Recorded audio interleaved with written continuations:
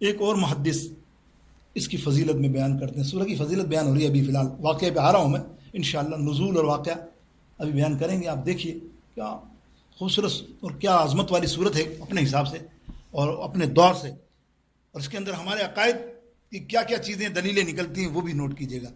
اب دیکھیے امام دلمی, ابو منصور دلمی 558 ہجری کے امام, بڑے امام, ان کی کتاب کا نام ہے مسند فردوس. یہ وہ بہترین کتاب ہے, اللہ جو میرے بڑے مطالعے میں رہی. وہ یوں رہی کہ ہم ہندوستان پاکستان کے لوگ ہیں, سمجھ رہے نا, ہم ہندوستان پاکستان کے لوگ ہیں. میں نے کئی حدیث کنگال لی, میری کیا اوقات ہی نہیں ہے اس معاملے میں, میں اپنا نہیں بڑائی کرتا. کتنی پڑھی ہوں گی, 20 25 30 40 50 کتابیں, 100 کتابیں زیادہ پڑھ لی ہوں گی. میں نے تحقیق کی, مسند فردوس کے اندر ایک ایسی حدیث ہے جو کسی کتب حدیث میں میرے کو ملی ہی نہیں. بخاری, مسلم, ترمذی, جتنی اٹھائی میں نے, بہت جب تک ہوگی واللہ عالم, یہ تو میں اپنے علم کی بتا رہا ہوں, تو مجھے وہ انٹرسٹ لگا یار کیسا امام ہے, کہاں سے لایا, اور حدیث کیسی ہے. ایک سرکار کے زمانے میں ہندو کی حدیث لائے, وہ یعنی ہندوستان کا پہلا صحابی, اس میں ذکر ہے, آپ کو کہیں نہیں ملے گا, آپ نے بہت کم سنا ہوگا. یہ میں واقعہ نہیں سنا رہا, یہ ربیع الاول شریف آئے گا نا پھر ضرور وہ واقعہ سناؤں گا. اس کا نام تھا رتن, اور وہ صحابی بن گئے. اور کیسے صحابی بنے, کمال ہے, ہندوستان سے کہاں مکہ ماشاءاللہ بنے. وہ ربیع الاول شریف میں پورا واقعہ آدھے گھنٹے کا ہے, وہ تو پھر تفصیل کریں گے. لیکن میں نے ایک مثال, یہ مسند فردوس کتاب ہے, اور یہ امام ہے دہلمی, اپنے وقت کا پائے گا بڑا امام. وہ لائیں حدیث پاک. دیکھیے آپ فرماتے ہیں, حضرت انس بن مالک راوی ہیں, حضور علیہ السلام نے ارشاد فرمایا کہ یوں تو قرآن پاک سرکار فرماتے ہیں کہ تمام صورتیں اور تمام قرآن پاک میرے پاس بڑی بڑی صورتوں میں, جیسے سورہ بقرہ, یعنی یہ سمجھ لیجیے چلو 100 سے زیادہ جتنی آیتیں جس صورت میں ہوں وہ سمجھ لیں. سورہ بقرہ, سورہ نساء, سورہ آل عمران, یہ بڑی بڑی صورتیں نا. وہ جب بھی حضرت جبریل علیہ السلام آسمان سے زمین پر لے کر آئے میرے لیے یہ صورتیں یا آیتیں, تو ٹکڑوں کی شکل میں, کبھی 5, کبھی 10, کبھی 20 صورت کی, تب جا کے 286 کر دی سورہ بقرہ کی, پھر وہ سورہ نساء کی کر دی, سورہ آل عمران کی کر دی. لیکن یہ واحد سورہ ہے سورہ کہف کہ پوری کی پوری سورت لے کر میرے پاس نازل ہوئے. کوئی خاص بات ہوگی نا میرے دوستوں, اللہ رب العالمین بھیجنے والا تو میرا رب ہے نا, کمال ہے نا.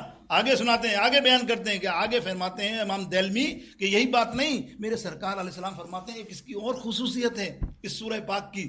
وہ کیا, میرے نبی علیہ السلام ارشاد فرماتے ہیں جبریل امین یوں تو آئے پورا قرآن مجید میرے پاس لے کر, چاہے وہ ٹکڑوں میں ہو, صورتوں میں ہو, چھوٹی آیاتوں میں ہو, آئے تو انڈیویجول اکیلے ہی آئے جبریل آئے, سورت لے کے, آیات لے کے آگے, صورتیں لے کے آگے, فلاں فلاں فلاں. لیکن نبی علیہ السلام فرماتے ہیں جب سورہ کہف لے کر میرے پاس نازل ہوئے تو ان کے پیچھے 70,000 فرشتوں کی فوج تھی.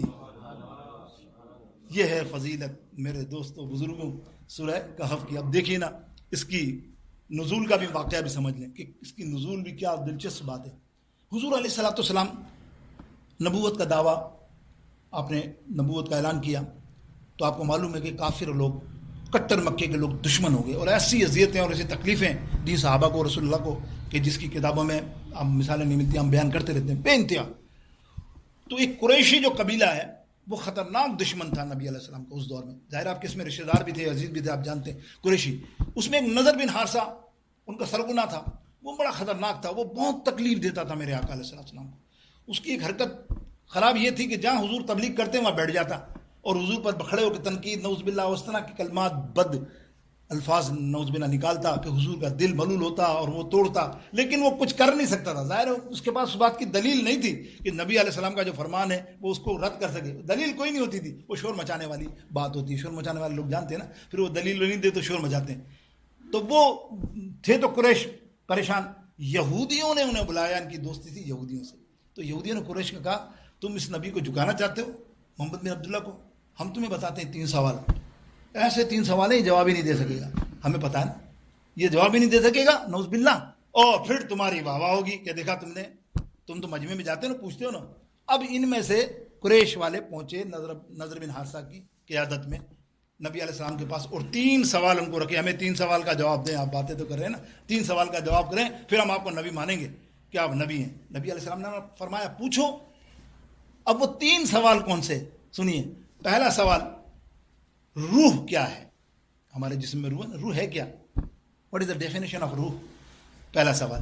دوسرا سوال تھا یہ حضرت ذوالقرنین جن کا ذکر آتا ہے یہ کون ہیں، یہ کہاں ہیں، یہ کیا ہیں؟ ظاہر ہے یہ آج ہمارا موضوع نہیں ہے دونوں، اس کی بڑی تفصیل ہے، ظاہر قرآن کی صورتیں بھی ہیں. اور تیسرا پوچھا کہ اصحاب کہف کا واقعہ اور اصحاب کہف والے کیا ہیں. تو جب یہ بات ہو گئی نبی علیہ السلام نے فرمایا میں آپ کو یہ جو الفاظ حدیث کے ہیں سنیے گا. نبی نے فرمایا کل جواب دوں گا میں آپ کو، کل میں آپ کو جواب دوں گا.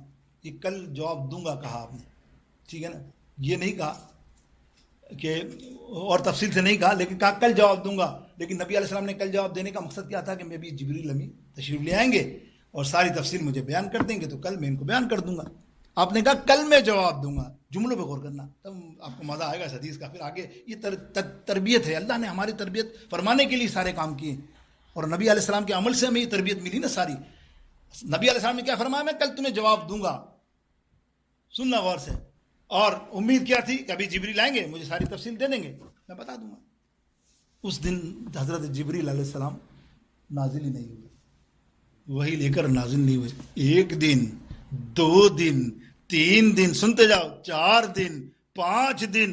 اب آپ سمجھو، اندازہ کرو وہ ایٹماسفیئر، آپ اندازہ کر لو وہ کافروں کا کیا معاملہ ہوگا. شور شرابے گلیوں گلوں میں، ہاں ہاں دیکھ اللہ، اور اذیت، برے الفاظ، اور نبی علیہ السلام کا دل کا جلنا بودا بظاہر، اور ایک دم کرب سا آ جانا اور غمگین ہو جانا. 15 دن ہو گئے. اب نبی علیہ السلام جو ہے نا بالکل جو اتنے ملول ہوئے اور گردن نیچے کی کہ جبریل نازل ہو گئے.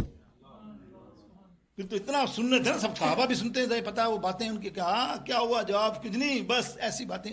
اور نبی علیہ السلام کو دل ملول ہوتے ہوتے 15 دن تو بس حضور علیہ السلام نے گردن جھکائی تو جبریل آ گئے. سرکار علیہ السلام نے فرمایا جبریل تو کہاں رہ گیا تھا، تجھے پتا کیسا معاملہ تھا؟ بولے یا رسول اللہ، اللہ نے منع کیا. سنو یار، یہ تربیت ہے میری تمہاری، بڑی اصلاح کی بات کر رہا ہوں، اصلاح کی بات، غور کرنا اس بات پہ، غور کرنا. مفسروں نے اس پہ وزن ڈالا ہے، نکل جائے گی بات. اگر زندگی میں تمہیں یہ علم لینا تو یہ علم سیکھ لو. بہت بڑی بات کی ہے مفسروں نے جو میں یہ بیان کر رہا ہوں. حالانکہ غلطی نبی علیہ السلام بھول سے کوئی کام کرے نا، وہ ہمارے لیے تربیت بن جاتی ہے. کیا قضا نماز ٹھیک ہے، لیکن نبی نے پڑھی نا تو ہم نے سیکھی نا.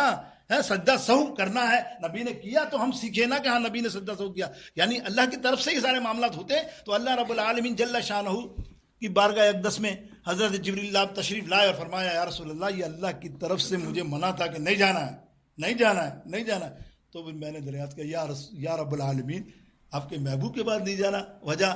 بولے تم نہیں جانتا، میرے محبوب نے کہا ان سے کہ کل جواب دوں گا. کاش کہ میرا محبوب انشاءاللہ کہہ دیتا. سمجھے آپ ساری بات کا وزن؟